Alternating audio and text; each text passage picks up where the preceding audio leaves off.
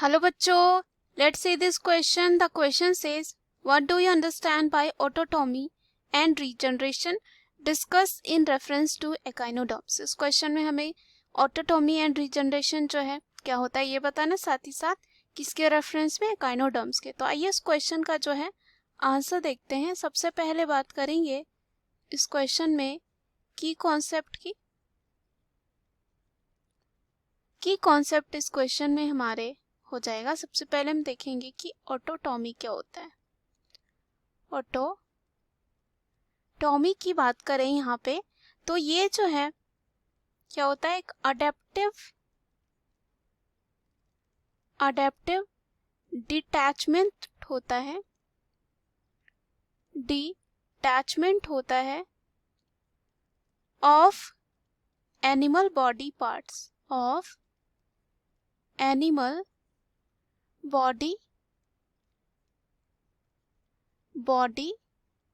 Parts where कह सकते हैं जो ऑटोटॉमी का ये फंक्शन होता है, कह सकते हैं ये सर्व करता है, ये फंक्शन डिफेंसिव फंक्शन होता है, यानी कि बचाने में, दुश्मनों से डिफेंसिव कह सकते हैं फंक्शन होता है.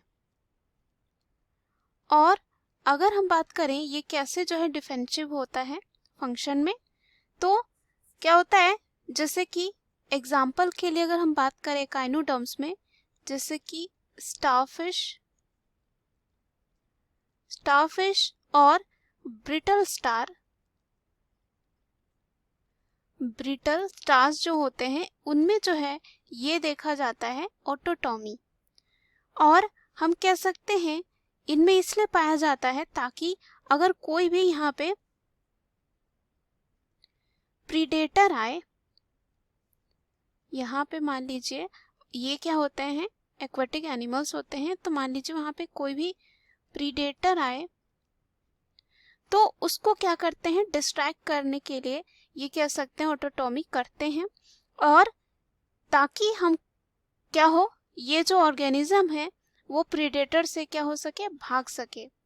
और जैसे कि एग्जाम्पल की बात करें यहाँ पे ऑटोटॉमी का क्या है मतलब, जैसे कि हम और भी एग्जाम्पल देख सकते हैं, आप घरों में देखते हैं, जैसे कि छिपकली जो होती है, अगर हम गलती से उसके पूंछ में, टेल में अगर हम पैर रख देते हैं तो उसकी पूंछ जो है निकल आती है.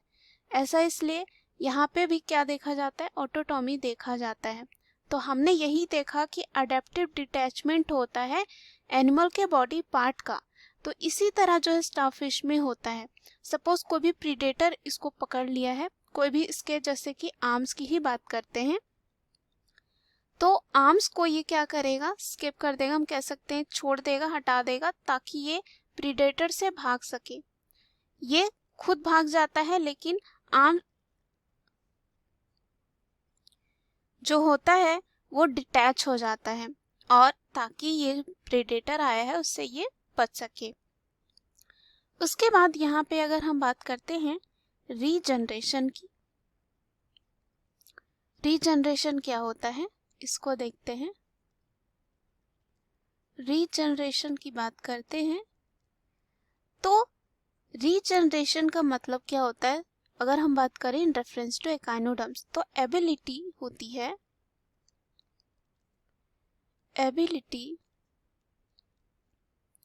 है, to regenerate,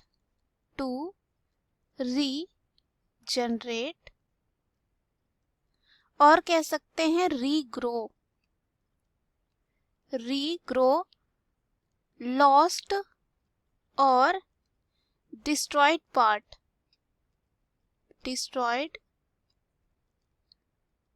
parts is well developed in echinoderms. जैसे कि अगर हम बात करें रीजनरेशन क्या होता है, एबिलिटी होता है ताकि रीजनरेट कर सके और रीग्रो कर सके जो लॉस्ट और डिस्ट्रॉयड पार्ट हैं, जो बहुत ही ज़्यादा वेल डेवलप्ड होते हैं एकाइनोडर्म्स में. जैसे कि स्पेशली हम एग्जांपल के लिए ले सकते हैं जो सी लिलीज होती हैं, जो होती हैं, स्टारफिश होते हैं, साथ ही साथ ब्रिटल स्टार में भी जो है ये रीजनरेशन देखा जाता है। सपोज यहाँ पे कोई भी पार्ट जो है क्या हो गया है, यहाँ पे लॉस्ट हो गया है, हो सकता है चोट की वजह से या प्रीडेटर ने उसको पकड़ लिया होगा या उसको आर्म्स को खा लिया होगा, तो ये इनके पास एबिलिटी होता है कि जो लॉस्ट पार्ट है फिर से क्या हो जाता है, फिर से वैसे का वैसा ही बन जाता है। यानी कि हम कह सकते हैं ओल्ड जो ऑर्गन होगा या पार्ट होगा उसी की तरह यहाँ पे क्या हो जाता है, रीजनरेट हो जाता है। यानी कि जैसे पहले था कटने के बाद, वो फिर से क्या हो जाएगा, रीजनरेशन के बाद वैसे का वैसा ही बन जाएगा। सो सपोज हम जैसे न्यू आर्म्स ले सकते हैं, वो ओल्ड आर्म्स की तरह ही दिखेगा जब वो रीजनरेट होगा। तो हमने देखा कि ये रीजनरेशन किस में देखा जा सकता है, स्टारफिश में देखा जा सकता है, सी लिलीज, ब्रिटल स्टार। उसी तरह ऑटोटॉमी भी यहाँ पे स्टारफिश और ब्रिटल स्टार में देखा जाता है। तो यहाँ पे रीजनरेशन जो होता है वो या तो आर्म्स के लिए हो सकता है, आर्म्स में देखा जा सकता है, और कह सकते हैं कभी कभी एंटायर बॉडी में भी देखा जाता है। यानी कि पूरी की पूरी बॉडी भी जो है रीजनरेट हो सकती है अगर डिस्ट्रॉय हो चुकी है तो यहाँ पे जो है ये क्या था, रीजनरेशन हमने देखा किसके रेफरेंस में, एकाइनोडर्म्स के रेफरेंस में। साथ ही साथ हमने एग्जांपल के साथ भी समझा कि ये दोनों क्या होते हैं। So we have proved this question, what is autotomy and regeneration with reference to echinoderm. Hope you understood it well. Best of luck.